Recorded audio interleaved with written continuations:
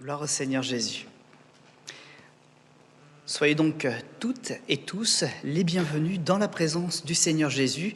Cet après-midi, je vous propose une lecture dans la Bible, dans un psaume exactement. Il s'agit du psaume numéro 127, le verset 1er.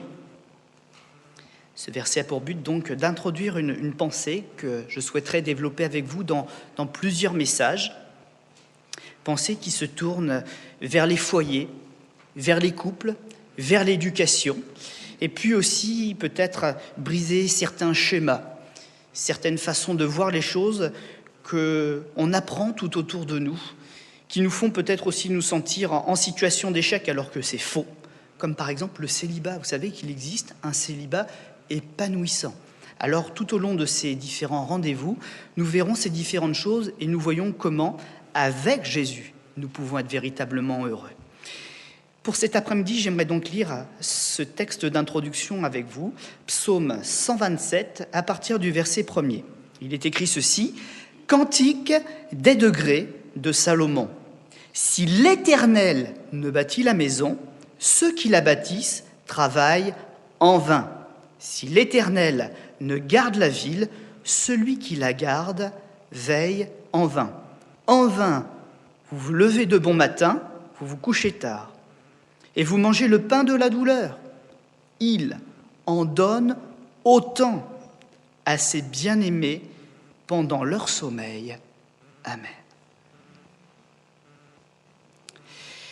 On est face à un défi, mes amis. Je ne sais pas si vous vous en rendez compte, mais on est dans un monde où finalement le pauvre a en réalité une grande richesse. Être pauvre, c'est avoir quand même un toit au-dessus de la tête, avoir quand même un peu à manger, être soutenu par des œuvres sociales, avoir une télévision. Si la personne n'a pas la télévision, là, on peut dire, elle nous semble pauvre. C'est comme ça que l'on réagit maintenant. Et en réalité, la pauvreté, elle ne se situe pas là. La véritable misère qui a gagné notre monde, elle se situe dans les cœurs. L'ignorance de Dieu, une ignorance qui peut et qui nous sera certainement fatale, parce que la Bible le déclare, faute de connaissance, le peuple périt. Et cet après-midi, il y a un trésor qu'il nous faut récupérer, un trésor qui nous a été volé par des enseignements qui sont faux, par des traditions, par des choses qui nous font tourner en rond et qui ne nous apportent pas de véritables solutions afin que notre cœur soit heureux, afin que nos foyers soient forts, afin que nos foyers, nos vies s'épanouissent. Et ces solutions, il faut revenir au fondamental, aux sources de la vie, aux sources de notre existence pour les trouver. Et nous venons de les lire, elles sont dans la parole de Dieu. Celui qui cherche à bâtir sa maison sans la présence sécurisante, bienveillante de Dieu, il va bâtir une maison, mais au temps de l'épreuve, elle s'écroulera. Et ça, c'est une vérité que les siècles nous prouvent. Ceux qui ne veulent pas entendre parler de Dieu, qui font les choses à leur manière, ils ont le droit de le faire. Mais pour quel résultat à la fin ? Je crois que si nous sommes venus écouter la parole de Dieu, si nous sommes venus ici dans ce lieu pour partager ces choses, c'est que nous savons qu'il y a quelque chose qui est censé nous élever, quelque chose qui est censé nous instruire pour nous rendre plus forts. Nous sommes venus chercher quelque chose qui nous rend véritablement meilleurs.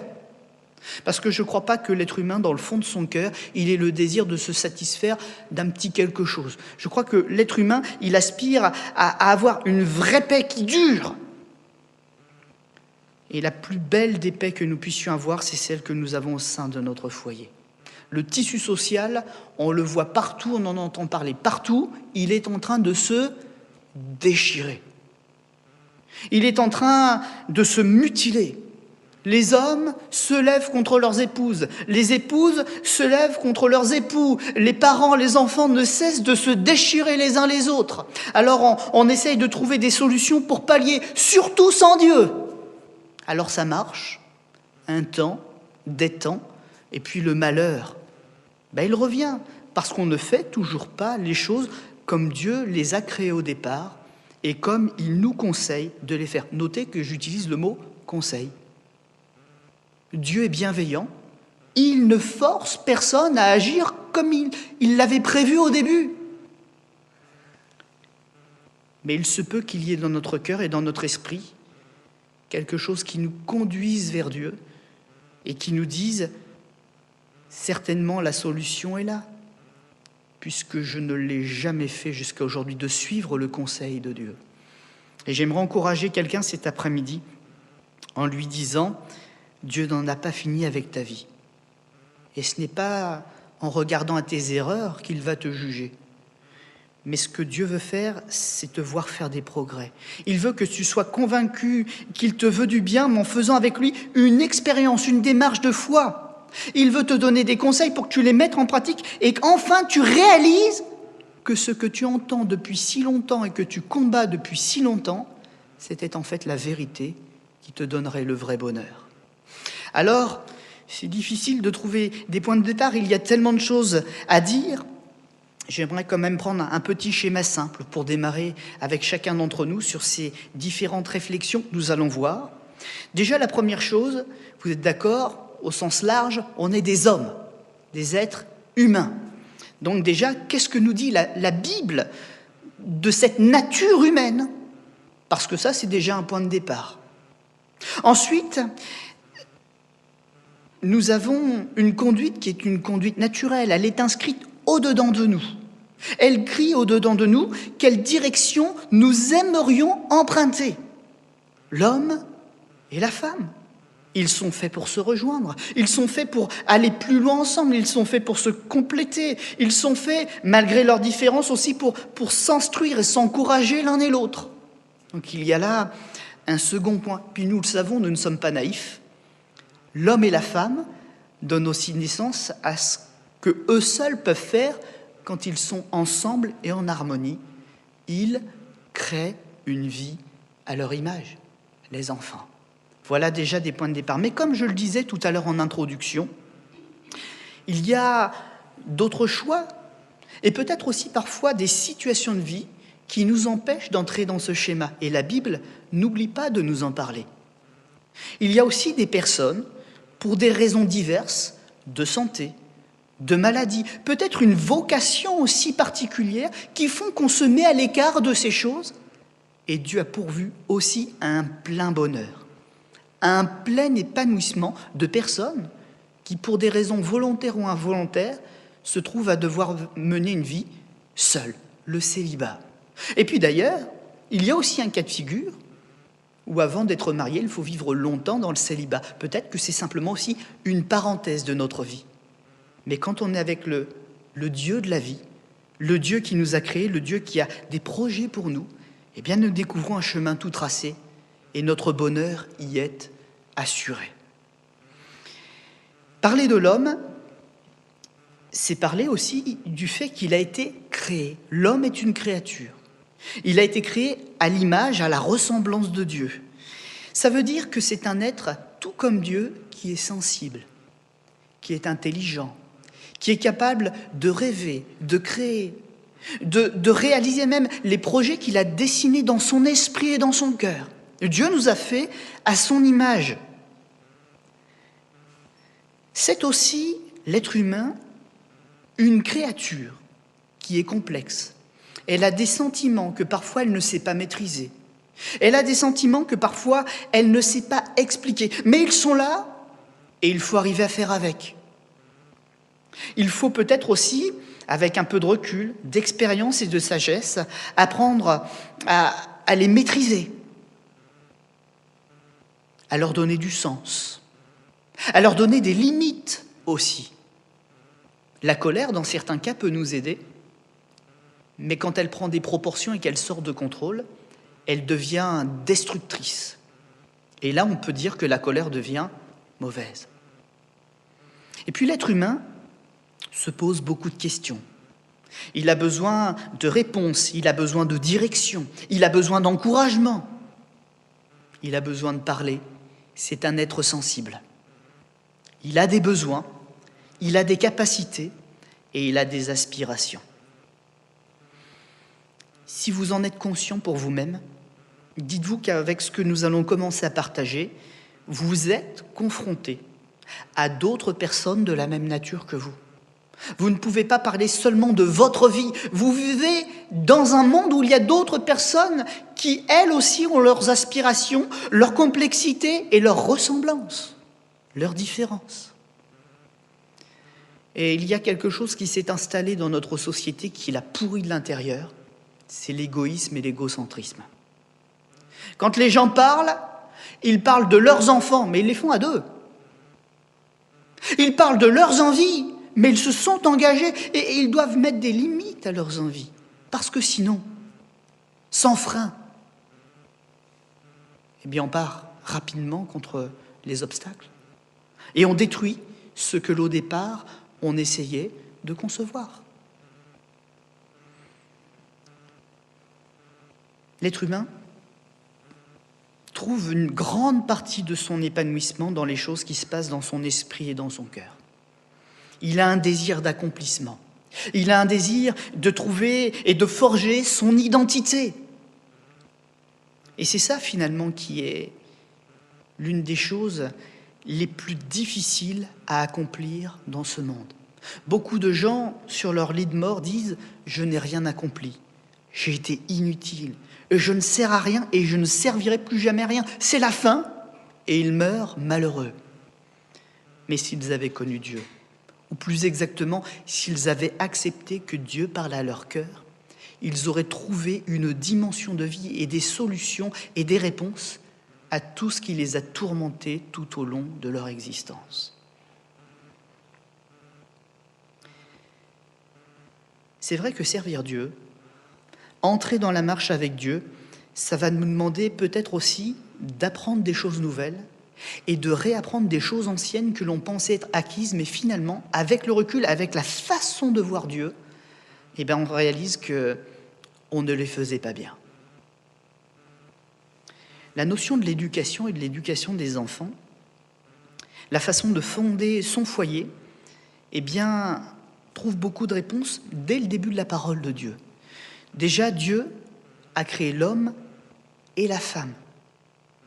Il les a créés pour être ensemble, former un couple. Et il y a des couples, et ça c'est la Bible qui nous dit, qui ne peuvent pas fonctionner ensemble. Pour qu'un couple fonctionne, il faut déjà que dans les mécanismes de départ, il soit fait pour être assemblé. Parce qu'il y a une finalité aux choses que nous lions ensemble.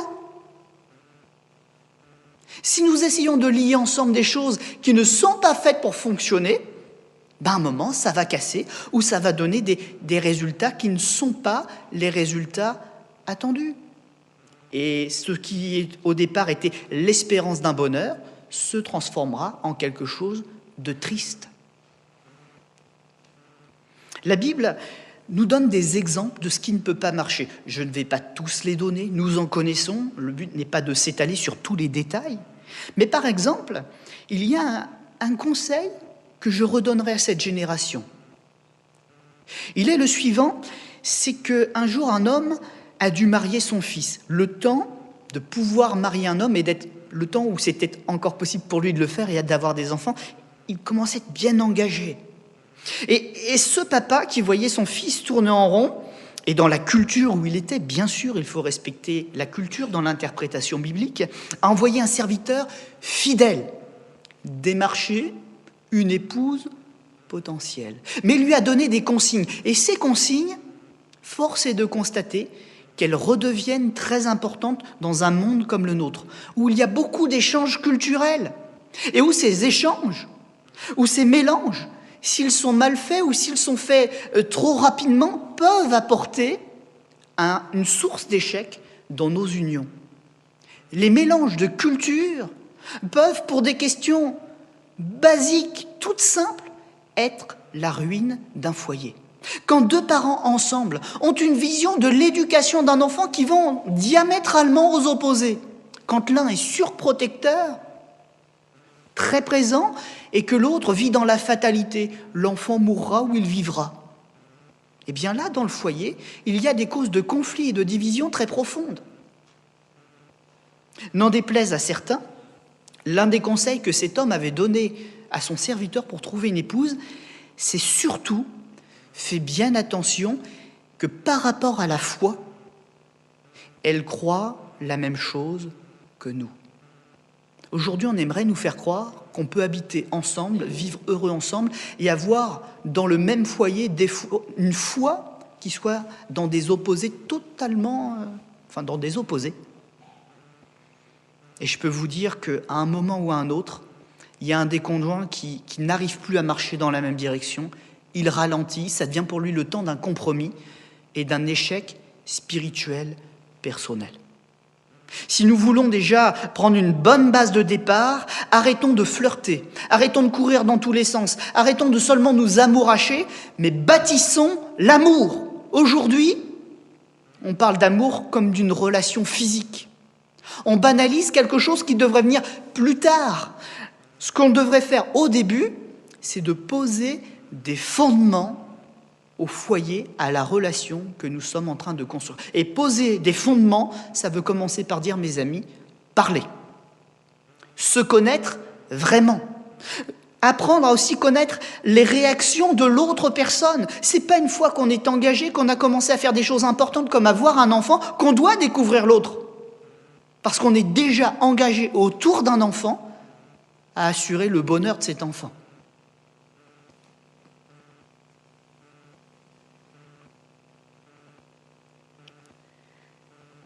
Il y a donc pour nous des choses à entendre dans la parole de Dieu qui doivent nous amener à une réflexion, à une prise de position et inévitablement à un changement. Et je peux vous dire quelque chose, c'est que si vous voulez vivre ce changement, ce ne sera pas toujours facile. Parce qu'une des choses qui nous bloque à marcher selon la vérité de Dieu, c'est le regard et la pression sociale autour de nous. Nous aurons peur, parfois, de nous sentir différents. Nous nous sentirons parfois rejetés. C'est assez paradoxal. On nous dit qu'on est dans une société, on a le droit de tout dire, qu'il faut s'exprimer, qu'on a le droit d'avoir notre conviction. Mais essayez d'avoir votre conviction, surtout si elle est pure. Le respect de notre corps, le respect de notre esprit. Prendre un conjoint, mais prendre un conjoint pour l'aider à s'épanouir, combattre avec lui, en disant « je ne m'appartiens plus, il a aussi des droits sur ma vie ». Eh bien, vous verrez que plus personne ne voudra écouter l'enseignement que nous sommes en train de donner. Parce qu'aujourd'hui, on se met ensemble en disant « je garde une porte de sortie, si ça ne marche plus, toi tu iras par là, moi j'irai par là, toi tu auras ça, moi j'aurai ça ». Quand on part comme ça, on est déjà vaincu. On a déjà laissé le malheur entrer dans notre foyer. On m'a dit un jour un conseil, et je l'ai expérimenté depuis, et je l'ai vu dans beaucoup de couples depuis.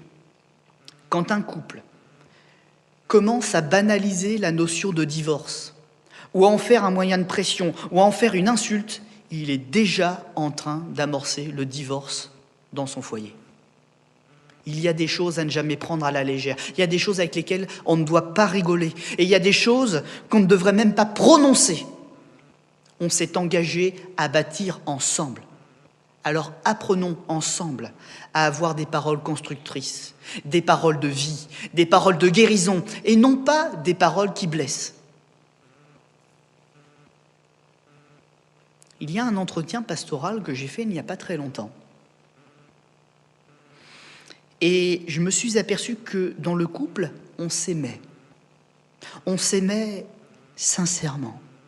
Mais qu'on avait pris une mauvaise habitude, c'était de parler ensemble, d'accord, mais avec des mots et des expressions négatives. C'était toujours « ne pas, ne fais pas ci, tu devrais faire ça ». Et on cherchait à s'imposer quelque chose à l'un et à l'autre.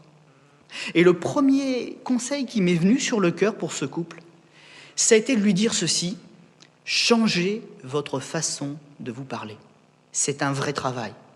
Il faudra le commencer ensemble. Il faudra peut-être y revenir. Mais changez déjà votre façon de vous parler. Vous changerez le regard que vous avez l'un sur l'autre. Ces personnes, c'était un conseil qui leur était donné, l'ont fait. Et eux qui commençaient à envisager de se séparer, ont renforcé leurs liens et ils marchent maintenant ensemble dans la paix. Ils marchent maintenant ensemble dans la paix. Nous nous réunissons, nous nous unissons pour être plus forts ensemble. Ne laissons pas des paroles, des comportements négatifs détruire une chose aussi belle que l'union de deux êtres faits de par leur nature pour être ensemble et porter la vie. Défendons ce trésor que Dieu nous a donné.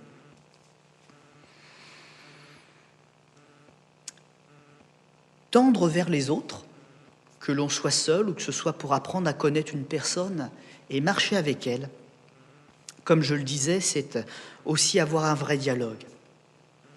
Avoir un ami ou avoir une personne à nos côtés qui soit un peu plus qu'un ami, c'est aussi aller dans un cœur. C'est de bâtir une confiance. C'est de bâtir aussi une façon de gérer les sentiments ensemble qui soit juste. Si deux personnes veulent vraiment réussir leur communication, elles doivent faire ensemble table rase du passé. Elles doivent accepter de tout se dire, ou au moins d'avoir l'honnêteté de dire « il y a un point sur lequel je ne peux pas te parler maintenant, mais qui me fait souffrir. Il faudra qu'on y revienne ensemble plus tard, quand la confiance sera là. » Eh bien, si c'est le cas, ne mettons pas la charrue avant les bœufs. Ne commençons pas à parler d'autre chose tant que la confiance n'a pas été gagnée jusque-là. Ne parlons pas de mariage s'il y a une souffrance à régler avant.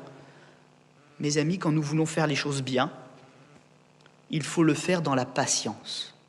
Comme je le disais, il y a des fondements profonds à mettre. C'est vrai en amitié, et c'est vrai pour les choses qui sont encore supérieures à l'amitié.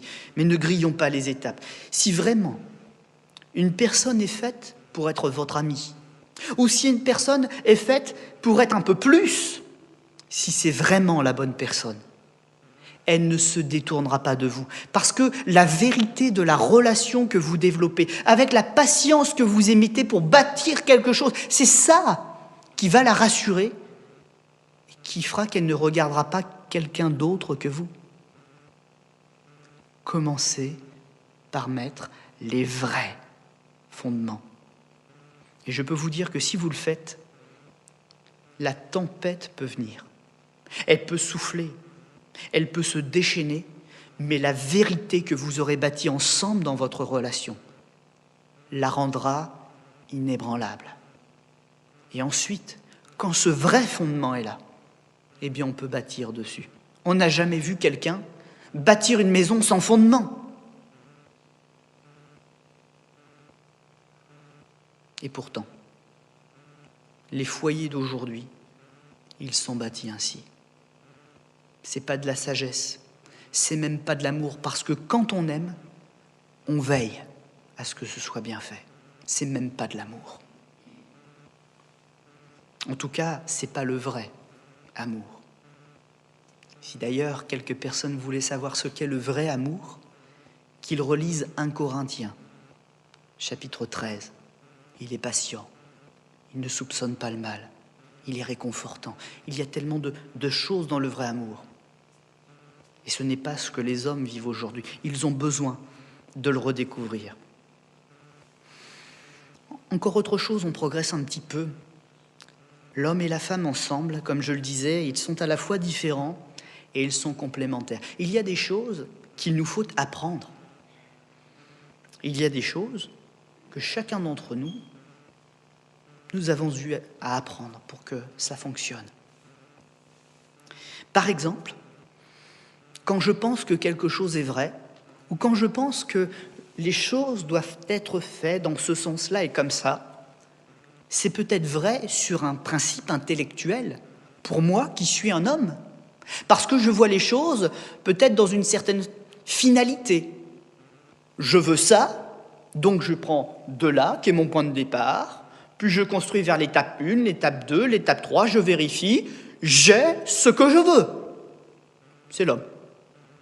Basique, brut de décoffrage, en noir, en blanc, parfois quelques nuances de gris au milieu. Mais la femme est différente. Et si nous voulons réussir, nous devons aussi parfois accepter de nous mettre à sa place.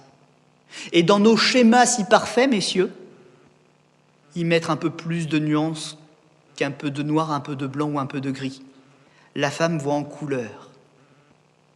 Quand elle vise une finalité, elle prend soin de chacune des étapes qu'elle fait.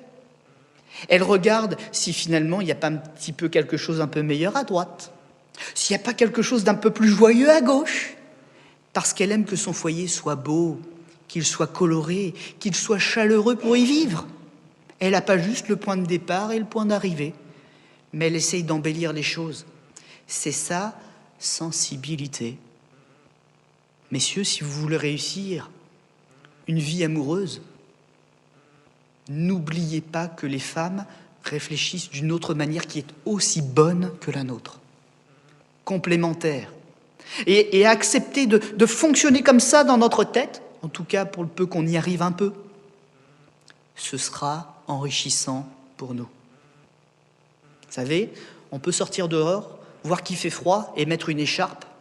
C'est ce dont on a besoin. On le fait, basiquement, mécaniquement. Vous sortez dehors, vous voyez qu'il fait froid, vous rentrez à la maison. Vous avez votre épouse qui voit que vous avez froid, elle vous fait un chocolat chaud.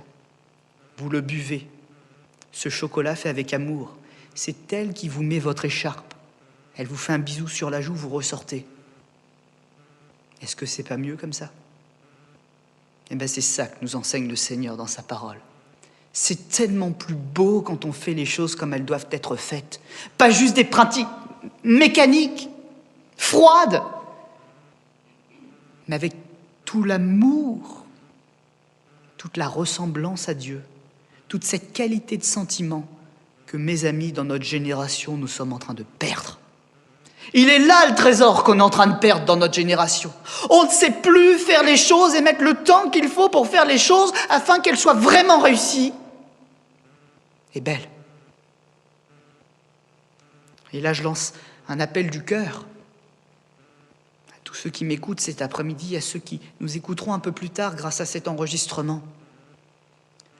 Arrête-toi et prends le temps, parce que tu es peut-être en train de te perdre et de passer à côté de ce beau trésor, de cette maison que tu es en train de bâtir, parce que tu ne fais pas les choses comme il faut. Tu ne les fais pas comme il faut. Dans une maison, il ne faut pas non plus qu'il y ait quelqu'un de supérieur à l'autre. Tous, nous avons une forme d'autorité. Tous, nous avons une place à prendre. Et si nous prenons toute la place, j'ai dit, ce sera comme ça, nous écrasons l'autre. Nous le rabaissons.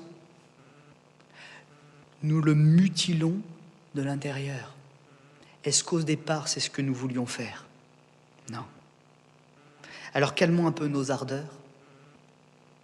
Prenons le temps de nous arrêter dans nos projets et regardons ce qui est bien pour notre foyer.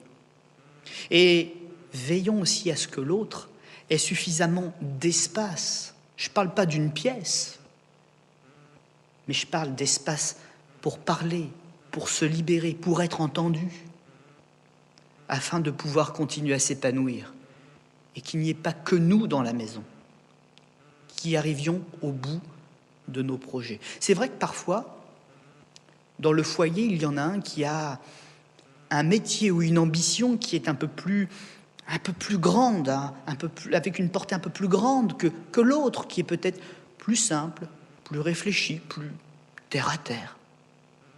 N'empêche que les deux ont besoin de suffisamment de place pour s'épanouir. Et l'enfant, c'est pareil. L'enfant dans un foyer, il n'est pas le petit seulement, Il ne doit pas être non plus un enfant roi auquel on cède tout. Il ne doit pas prendre toute la place tout le temps. Il doit avoir sa place, juste, mesurée. Il doit prendre les limites.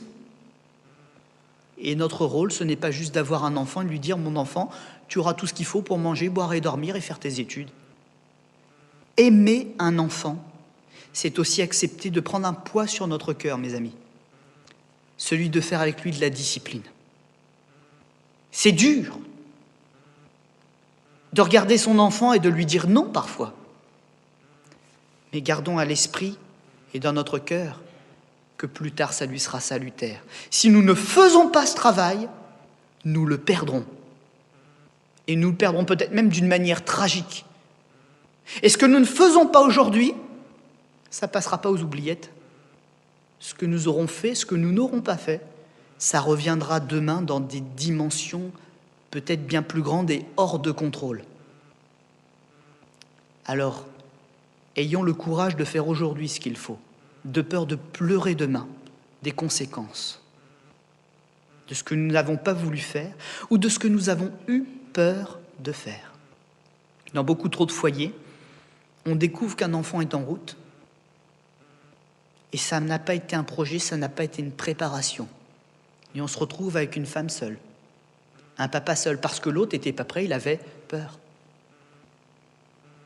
Il nous faut revenir de ces façons de fonctionner. Il y a trop, non pas de parents qui souffrent, mais d'enfants qui souffrent de ne pas avoir eu de vrais parents. Et pourtant, le papa et la maman peuvent être à la maison encore, hein, mais ils n'ont pas un vrai père, ils n'ont pas une vraie mère pour leur ressembler. Il y a besoin de cet équilibre. Il y a besoin de cette ressemblance, il y a besoin de ces modèles, de gens qui, par leur comportement, vont aussi transmettre le courage d'affronter cette vie parce que cette vie est difficile. Être parent et avoir des enfants, c'est un engagement. Un engagement qui peut avoir ses larmes, un engagement qui peut avoir ses joies. C'est un sacrifice et en même temps la plus belle des bénédictions. Être parent, c'est prendre un petit être qui nous ressemble et le rendre capable d'affronter la vie. Je vais dire, la vie, c'est un combat et c'est le plus rude des combats. On les a pour les aimer, ces enfants, mais dans les démarches que nous avons à faire, nous devons aussi les armer, non pas d'armes, comprenez ce que je veux dire, pistolet, lance, etc. Non, c'est pas ça. Mais des armes de l'esprit, pour que là où ils soient clairs, que dans leur cœur ils soient vrais, qu'ils soient justes.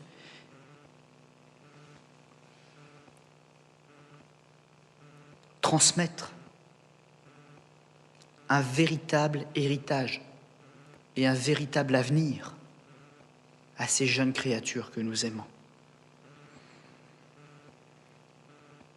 Aujourd'hui, il y a une démission des parents. Nous le voyons partout. Quand les parents commencent à s'intéresser à leur enfant, bien souvent il est déjà trop tard. Ils sont déjà en âge de fréquenter quelqu'un. Ils ne se sont pas aperçus que certaines discussions qu'ils auraient dû avoir avec eux bien avant, peut-être même à l'âge de 10 ans ou de 11 ans, eh bien à 16 ans, ils ne l'ont pas faite. Et entendez ce que je vous dis, d'autres, pour notre malheur, l'auront fait à notre place.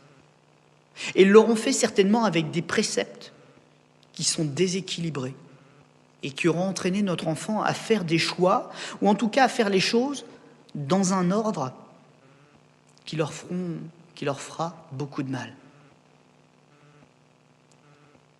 Il y a parfois des curiosités, et elles viennent de ces défauts d'éducation que nous essayons de corriger cet après-midi, en soulevant quelques idées. Ces jours-ci, je regardais sur une chaîne internet quelques éléments justement sur l'éducation. Et il y a une petite vidéo qui m'a accroché l'œil, et le titre était celui-ci, « Ces enfants devenus parents ». 10 ans, 11 ans, la nature leur avait rendu la capacité d'être déjà fertiles et ils étaient déjà parents. 10 ans ou 11 ans. Il y a une misère en train de s'installer. Je vais même aller plus loin. Il y a un aveuglement qui est en train de nous prendre, mes amis, ce qu'il y a de plus cher chez nous.